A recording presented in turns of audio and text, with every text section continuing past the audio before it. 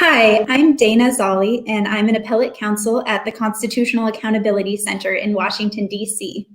I'm here today to talk about a Supreme Court case that the court heard argument in this morning. The case is actually two consolidated cases called Nestlé USA Inc. v. Doe 1 and Cargill Inc. v. Doe 1. And the cases involve a federal statute called the Alien Tort Statute. And that law was passed way back at the beginning of our nation as part of the First Judiciary Act of 1789. And the statute basically says that district courts in the United States can hear lawsuits brought by foreigners or aliens for violations of international law. And Congress initially passed this law basically to provide a forum for individuals who were injured in violation of international law and needed redress. So there was a famous incident involving an assault of a foreign dignitary in the United States, a French secretary, and he didn't have a way of getting a remedy in the United States at the time. This was before the law was passed. And there were concerns that this kind of incident could lead to an increase in tensions between foreign nations.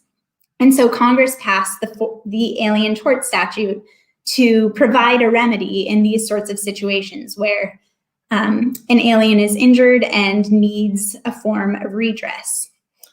These cases that the Supreme Court heard this morning were brought by plaintiffs who were born in Mali and were abducted from their homes and forced to work as child slaves in the Ivory Coast on cocoa farms. And they brought suit in these cases against two U.S. corporations, Nestlé and Cargill, for essentially aiding and abetting in the perpetration of child slavery. So they argued that, the plaintiffs argued that the two U.S. corporations provided resources and money to the cocoa farmers in the Ivory Coast, and that in doing so, they aided and abetted in child slavery, which is a violation of international law. And the question in this case is whether the case can go forward under the Alien Tort Statute.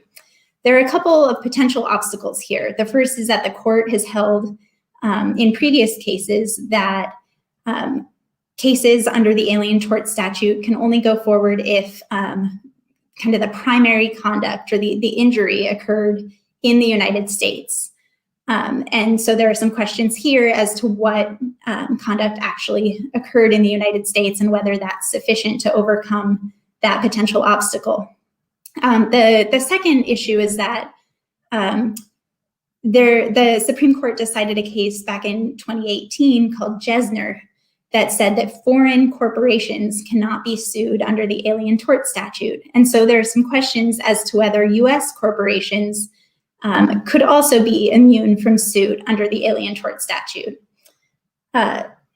So as I said, the Supreme Court heard argument this morning in these cases, and I'd like to address what the Supreme Court said and what we might see in this case. But first, I wanted to point out that my organization, the Constitutional Accountability Center, filed an amicus brief in these cases where we argued in support of the plaintiffs, the former child slaves, and against the U.S. corporations, arguing that the case should, in fact, go forward.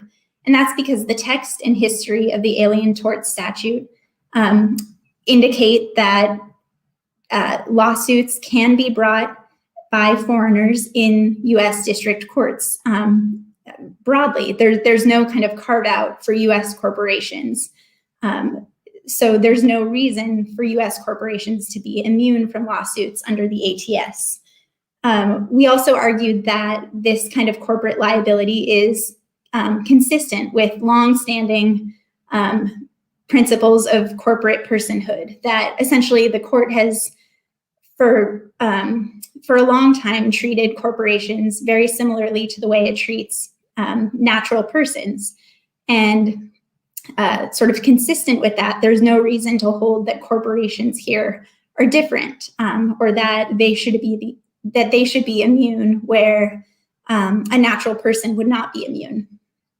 And lastly, we argue that there's no corporate exception to fundamental international norms, that there is a universal norm,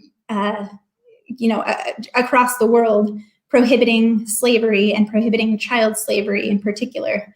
And there's no reason why corporations should be exempt from that international norm. So in the argument this morning, it was interesting. The attorney for the petitioners for the U.S. corporations and the attorney for the government who was supporting the U.S. corporations largely focused on how much of the conduct occurred within the United States, and whether that was sufficient to, overcome the bar that the Supreme Court has previously recognized.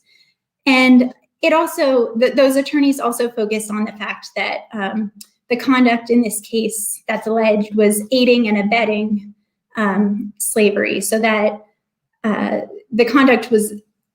alleged conduct was not actually perpetrating slavery, by the corporations themselves. It was aiding and abetting foreign conduct. And so the argument was that this is kind of too tenuous for the suit to go forward under the Alien Tort Statute. On the other side, the attorney Paul Hoffman for the respondents, for the plaintiffs, emphasized that prohibitions against slavery have always been specific, universal, obligatory norms of international law, and that there's no reason to treat corporations differently.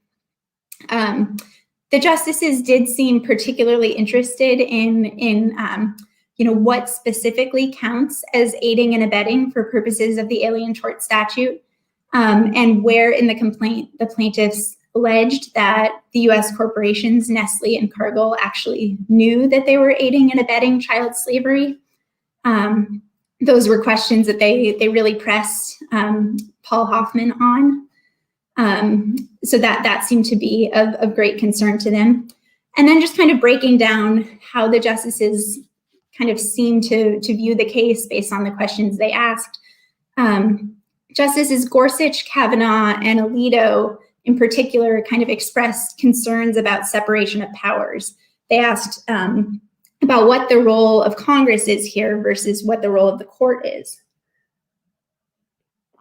So essentially, they seem to say if Congress wanted a case to go forward against U.S. corporations, it should have said so specifically.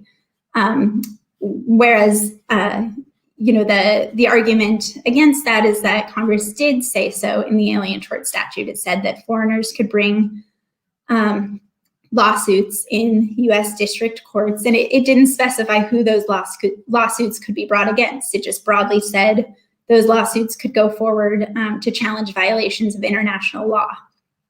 But that seemed to be an area of concern for the justices who are typically seen as more conservative, kind of concerns about separation of powers and what the role of the court should be here versus the role of Congress. On the other hand, Justice Roberts seemed to indicate that those concerns might be lessened here, where we would be hailing a U.S. corporation into U.S. court.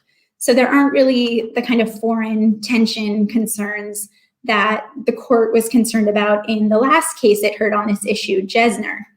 In that case, the court was concerned about hailing foreign corporations into U.S. courts and the kind of foreign relations impact that could have. That could obviously increase tensions between different nations.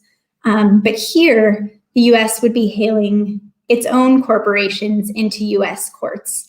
And Justice Roberts seemed to point out that that might change the calculus, that there might be reasons to distinguish this case from Jesner, and reasons why the court doesn't need to be quite so concerned about overstepping its bounds or kind of invading the purview of Congress. Justices Breyer and Kagan, in particular, seemed asking a number of questions about why corporations should be treated differently. And this really echoed some of the arguments we made in our brief. Justice Kagan in particular asked questions about if an individual perpetrates child slavery, could that person be hailed into court? And the answer was yes. If 10 individuals perpetrate child slavery, could they be hailed into court? Yes. So then if those 10 persons form a corporation, why couldn't they be hailed into court? That kind of thing, which again, kind of echoed some of the arguments that we made in our amicus brief. And lastly, I'll just point out, Justice Barrett at the end of the argument asked some intriguing questions about the original purpose of the Alien Tort Statute that again kind of echoed some of the themes raised in our brief. She pointed out that the Alien Tort Statute was initially enacted to protect the United States against potential retaliation where a lack of remedy might cause foreign individuals or foreign countries to try to retaliate against the United States, where there's no other form of redress. And she kind of asked how that purpose is implicated here, how that relates to what's alleged in this case. And I think that was an intriguing question and a real opportunity to see how this case can be and should be distinguished from Jesner. That, as I mentioned, the Alien Tort Statute was enacted to provide a remedy where a lack of a remedy could cause an increase in foreign tension. But here, actually, allowing this case to go forward would serve that purpose, would provide a remedy where otherwise countries could or individuals could retaliate against the United States for the conduct of its corporations. And not having a remedy could in fact increase foreign tensions and cause the kinds of issues that the framers of the Alien Tort Statute specifically sought to avoid. So it'll be interesting to see, obviously, how this case comes out. I think there's a lot of reason to be hopeful, but we just won't know until the case is decided, probably, in the next year. With that, I would recommend, if you're interested in finding out more about this case and specifically reading the amicus brief that CAC filed, that you go to our website. That's www.theusconstitution.org. Thanks so much for tuning in and have a great rest of the day.